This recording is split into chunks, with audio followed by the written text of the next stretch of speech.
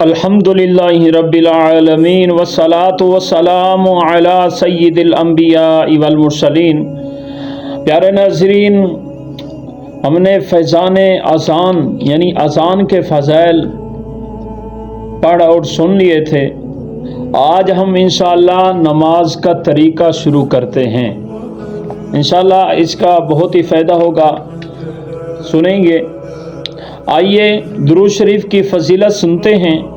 سرکار مدینہ سلطان باقرینہ فیض گنجینہ صلی اللہ تعالی علیہ وآلہ وسلم نے نماز کے بعد حمد و ثنا درود شریف پڑھنے والے سے فرمایا، دعا مانگ قبول کی جائے گی، سوال کر دیا جائے گا۔ سبحان اللہ۔ پیارے مسلمان بھائیوں اور خواتین و حضرات، قرآن و حدیث میں نماز پڑھنے کے بے شمار فضائل اور نہ پڑھنے کی سخت سزائیں وارد ہیں۔ چنانچہ پارہ 28 سورۃ المنافقون کی آیت نمبر 9 میں اللہ تبارک و تعالی ارشاد فرماتا ہے، یا ایھا الذین آمنوا لا تلہکم اموالکم ولا اولادکم عن ذکر اللہ ومن یفعل ذلک فاولئک هم الخاسرون۔ ترجمہ کنز ایمان، اے ایمان والو، تمہارے مال نہ تمہاری اولاد کوئی چیز تمہیں اللہ کے ذکر سے غافل نہ کر دے۔ تمہارے مال نہ تمہاری اولاد کوئی چیز تمہیں اللہ کے ذکر سے غافل نہ کرے، اور جو ایسا کرے تو وہی لوگ نقصان میں ہیں۔ حضرت سیدنا امام محمد بن احمد ذہبی علیہ رحمہ نقل کرتے ہیں، مفسرین کرام رحمت اللہ علیہ فرماتے ہیں، اس آیت مبارکہ میں اللہ تعالیٰ کے ذکر سے 5 نمازیں مراد ہیں۔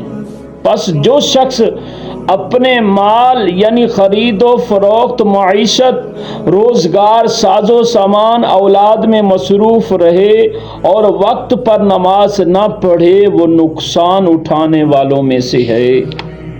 اللہ پاک ہمیں وقت پر نماز پڑھنے کی توفیق عطا فرمائے۔ آئیے قیامت کا سب سے پہلا سوال۔ سرکار مدینہ صلی اللہ تعالی علیہ وآلہ وسلم کا ارشاد حقیقت بنیاد ہے۔ قیامت کے دن بندے کے اعمال میں سب سے پہلے نماز کا سوال ہوگا۔ اگر وہ درست ہوئی تو اس نے کامیابی پائی، اگر اس میں کمی ہوئی تو وہ رسوا ہوا اور اس نے نقصان اٹھایا۔ اللہ اکبر۔ نمازی کے لیے نور، سرکار دو عالم نور مجسم صلی اللہ تعالی علیہ وآلہ وسلم کا ارشاد گرامی ہے، جو شخص نماز کی حفاظت کرے اس کے لیے نماز قیامت کے دن نور، دلیل اور نجات ہوگی، اور جو اس کی حفاظت نہ کرے اس کے لیے بروز قیامت نہ نور ہوگا، نہ دلیل اور نہ ہی نجات۔ اور وہ شخص قیامت کے دن فرعون، قارون، حامان اور ابی بن خلف کے ساتھ ہوگا۔ اللہ اکبر۔ اللہ تبارک و تعالی ہمیں اپنے فرما بردار بندوں میں شامل فرمائے، اور ہمیں جو ہے نا نماز کی حفاظت کرنے کی توفیق عطا فرمائے۔ اچھا، آگے ایک سوال ہے، کس کا کس کے ساتھ حشر ہوگا؟ کس کا کس کے ساتھ حشر ہوگا؟ آئیے سنتے ہیں۔ پیارے ناظرین، حضرت سیدنا امام محمد بن ذہبی علیہ رحمہ نقل کرتے ہیں، بعض علماء کرام فرماتے ہیں کہ نماز کے تارک کو ان 4 یعنی نماز کا ترک کرنے والوں کو ان 4 قارون، حامان اور ابی بن خلف کے ساتھ اس لیے اٹھایا جائے گا کہ لوگ عموماً دولت، حکومت، وزارت اور تجارت کی وجہ سے نماز کو ترک کرتے ہیں۔